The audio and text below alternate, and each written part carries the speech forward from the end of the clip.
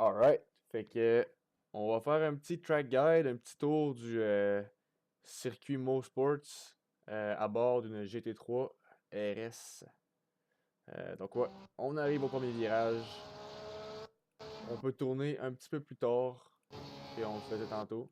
On veut prendre l'apex un peu avant la ligne, mais on veut être capable de rester, si tu veux, sur la partie. Je- J'ai un bug, excuse-moi. Rouge et blanche, excuse-moi. On peut se déporter, essayer d'arriver parallèle le plus possible à la curb parce que si on la pogne de travers trop, ça peut nous envoyer dans le gazon. C'est jamais plaisant à ce temps-là. On se remet tout de suite à droite pour s'ouvrir le plus possible le virage ici. On tourne quand même tôt.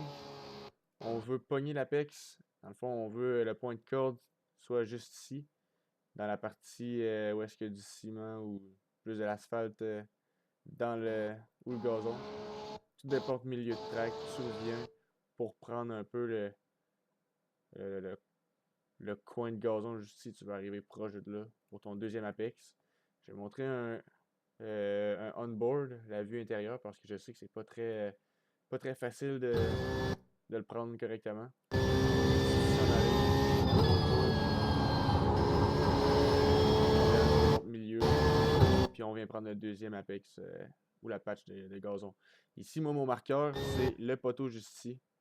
Je commence à freiner quand que mon ponton et le poteau se rapprochent. Donc je vois, il arrive proche. Hop, je freine. À peu près, comme on peut voir, 20, 30, 20, 25% gros max. Sinon, il va y avoir trop de poids en avant de la voiture puis ça va la faire chavirer. C'est ça qu'on veut pas. Donc on vient prendre le premier point de corde comme je disais. Milieu de track. Puis on vient juste ici. J'ai peur qu'on m'entende plus, un peu. Euh, voilà. Suite à ça, juste ici, moi je me fie au poteau. Je me rabats direct vers la gauche pour m'ouvrir le virage. Je regarde la pancarte. Dès que ma voiture passe à côté de la pancarte, hop, je me mets tout à freiner. Donc, si je vous montre vite fait à l'intérieur, hop, je passe. Tout de suite, je freine. À peu près 80%. Puis direct, je me mets à trail brake parce qu'on entre dans le virage à l'instant même. Donc, on va se mettre en far chase tout de suite. On veut comme faire un late apex ici. Un late apex ou un apex normal pour après ça accélérer puis se déporter jusqu'à la ligne blanche. C'est important de faire ça parce que c'est là que le temps est à gagner. Juste ici, on garde ça au fond. On s'éloigne un petit peu de la ligne blanche. On passe pas direct dessus celle-là. Mais le virage d'après, celui-là, on passe dessus complètement. Sans trop passer dessus, mais on veut au moins avoir la ligne en dessous des pneus gauche. On reste à gauche juste ici pour l'entrée. Ici, mon point de freinage, si je vous montre vite fait. Quand ça arrête de tourner, je vois que ça arrête de tourner puis ça vient droit. Je me mets parallèle à ça, puis je me mets à freiner. Donc, ça termine de tourner. Juste ici, hop, je me mets à freiner. On peut freiner quand même fort ici à cause qu'on est dans une zone de compression avec la montée du MOS. Ici, je mets la deuxième vitesse.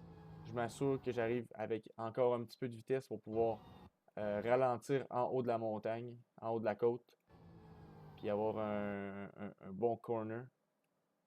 Juste ici, je me garde un peu plus loin des curbs, juste ici, à peu près un quart, une voiture et demie.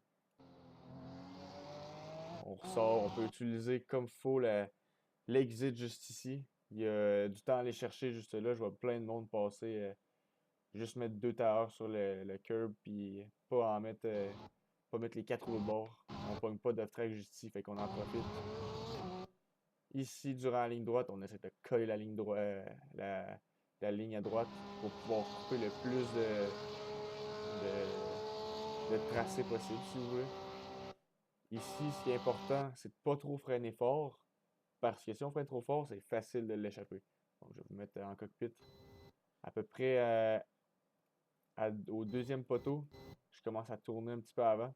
Je freine tranquillement, pas trop fort. Je viens clipper la première apex, je me déporte, puis je reviens pour aller chercher mon deuxième apex du virage. Si je me mets en forward chase juste ici, je passe proche du curb ici, je me déporte, puis je reviens longer le curb orange et blanc juste ici. Ce qui est important ici après ça, c'est de rester à l'intérieur pour ce setup le reste du lap, dans le fond. On reste ici, on s'ouvre ce virage-là, on met la troisième vitesse, on vient se coller à la ligne blanche sans y toucher, sans toucher au curb. Parce qu'on peut voir, le curb il est vraiment off-camber, fait que c'est important de vraiment pas y toucher, sinon ça va nous tirer dans le gazon, dans le gazon. Off the line, si tu veux, ça va être mieux dit. Juste ici, on reste à peu près milieu, si c'est pas un petit peu plus à gauche de la track pour ce setup juste ici. Le prochain virage, direct. C'est important de ne pas trop arriver vite dans lui parce que sinon le gazon arrive vite l'autre bord. Fait on met en troisième vitesse, quand même bas régime dans la troisième vitesse, puis là on accélère. On peut prendre un peu de gazon juste ici à la sortie, pas trop en abuser parce que sinon les off-track ils sont très rapides ici, mais il y a quand même une bonne tolérance à ce niveau-là. Alors ouais, ça fait un tour. Si vous avez des questions, n'hésitez pas à me contacter. Yes sir.